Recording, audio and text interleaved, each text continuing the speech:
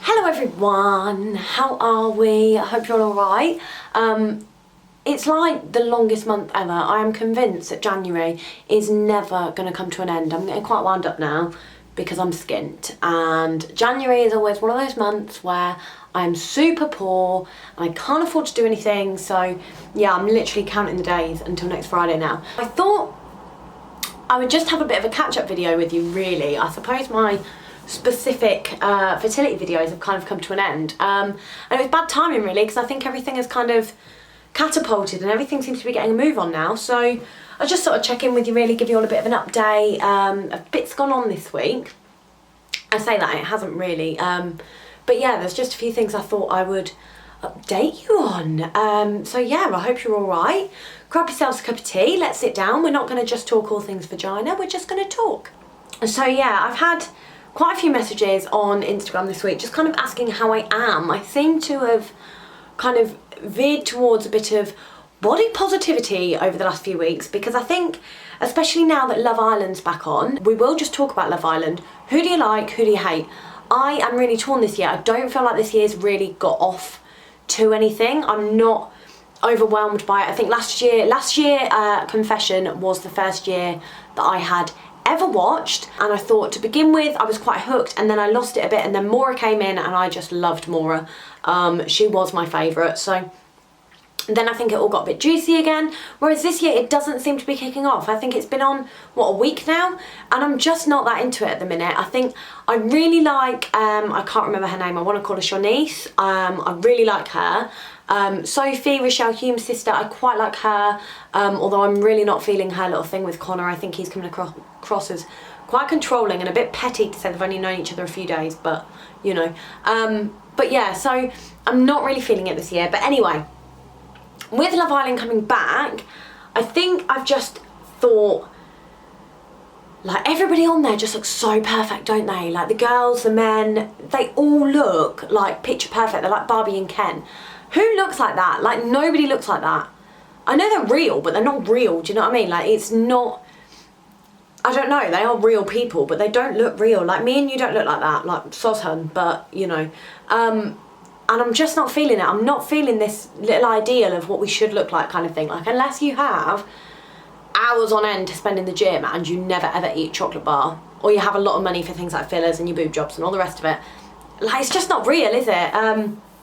So yeah, I've been feeling a bit lumpy and bumpy this week. And obviously I said to you last week, I started running, which really isn't me at all. So I'm in my running gear now, because as soon as I finish filming this, I am going to be going on a run. I haven't been in just over a week because I got shin splints. So I'm hoping that I'm now all rested up and that I'm going to be okay. I'm going to try and smash out 3K, but I'm not sure I'm going to be able to do it. To be honest, I just want to get out there.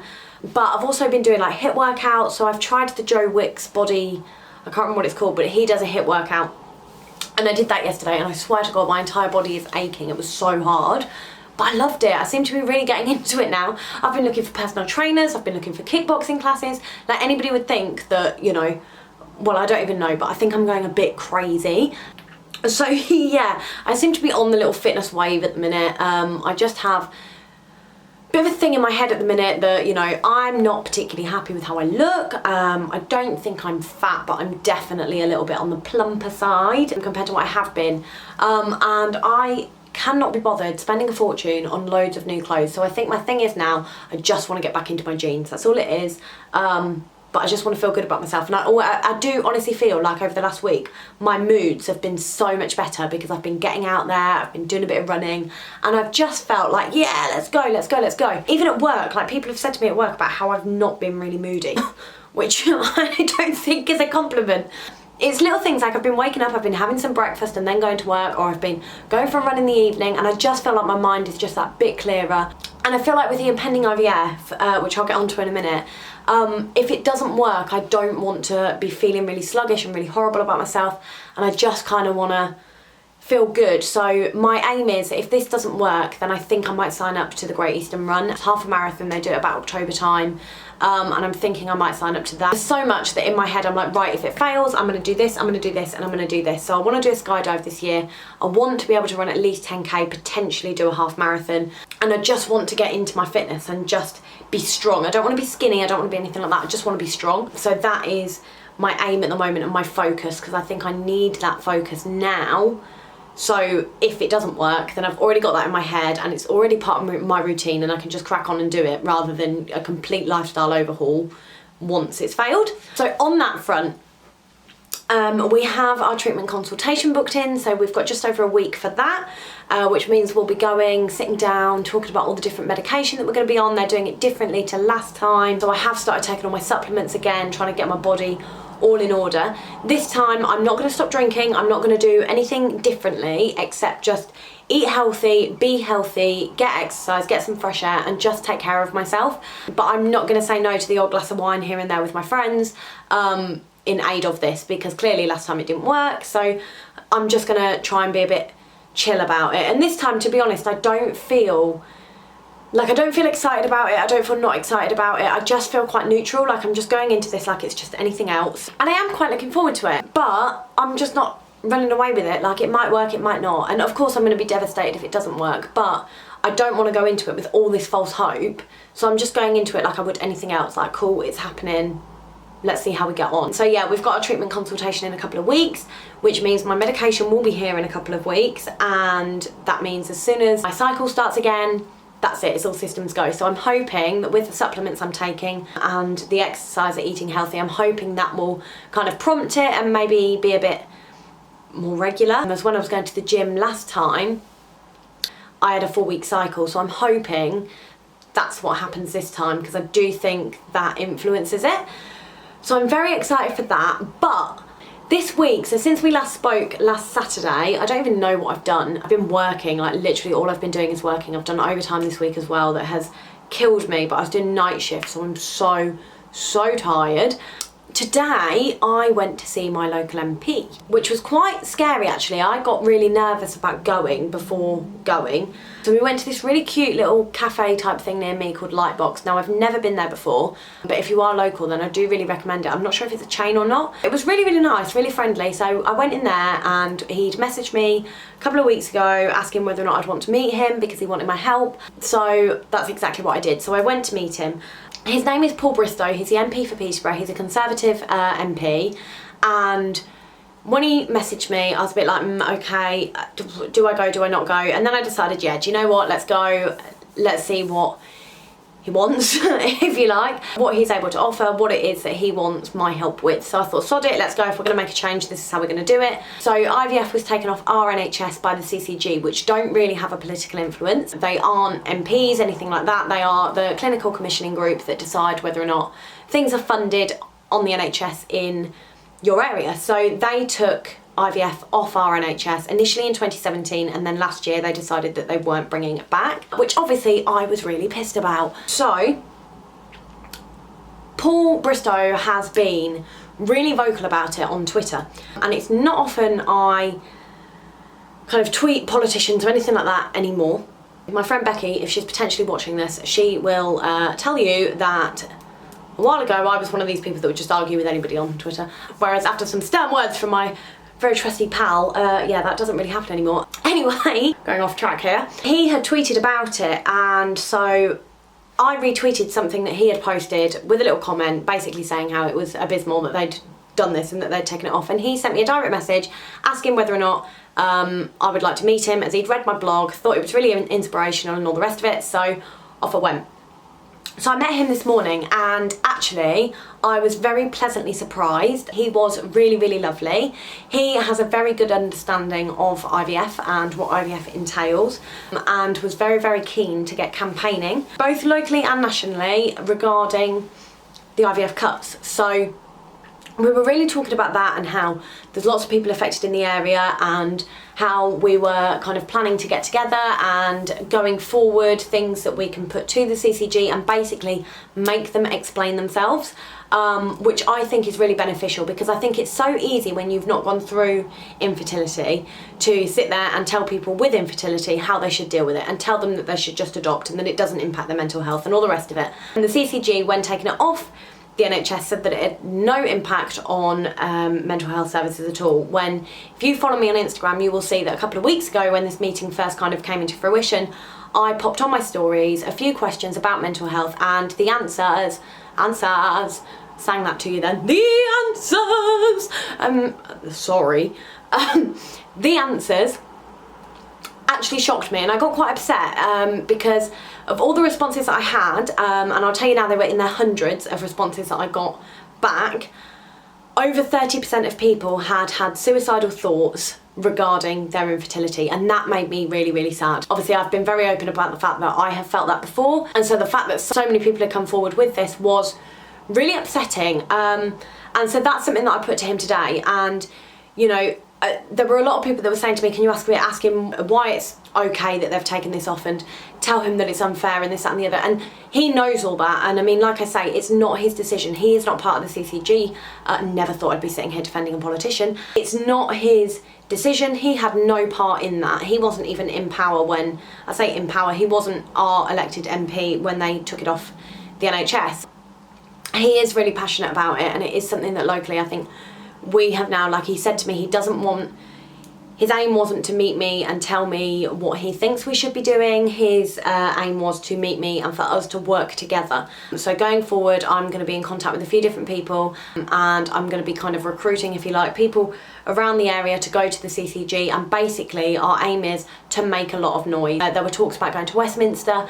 There was a lot involved, which has really kind of frazzled my brain a little bit, but at the same time I feel really excited, because at the end of the day, even if this next round doesn't work for us, if they bring it back on the NHS, it's not going to benefit me in any way, shape or form, because A, if it works, then it's worked and I've paid for it, but B, I think given the fact that I have now had private treatment, I'm not sure whether I'd be entitled to it anyway, even if it fails.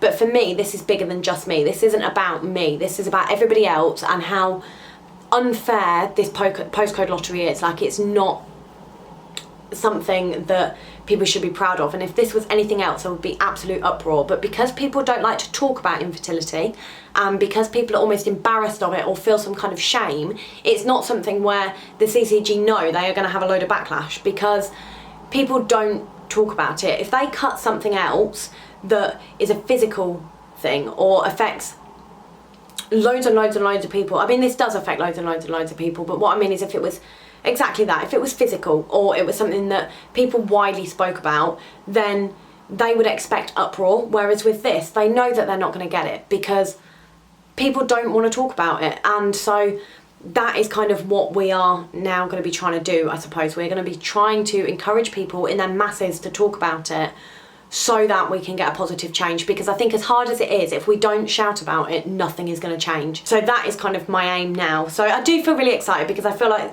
good things are going to be happening this year. I just think it's a step in the right direction, because I don't think it's very often that politicians get involved in things like this, whereas he is really forthcoming. So this was really exciting for me. Anxiety levels were through the roof. I got there first, which was a good thing, because I could have, you know, get myself a cup of tea and kind of calm myself down a little bit. But yeah, so that was really quite exciting. Other things this week, I watched a really, really good film this week that I'm really recommending you all watch, Marriage Story. If you haven't heard of it, it's on Netflix. It's Oscar nominated, it's got Scarlett Johansson in it, and oh my god, it is beautiful.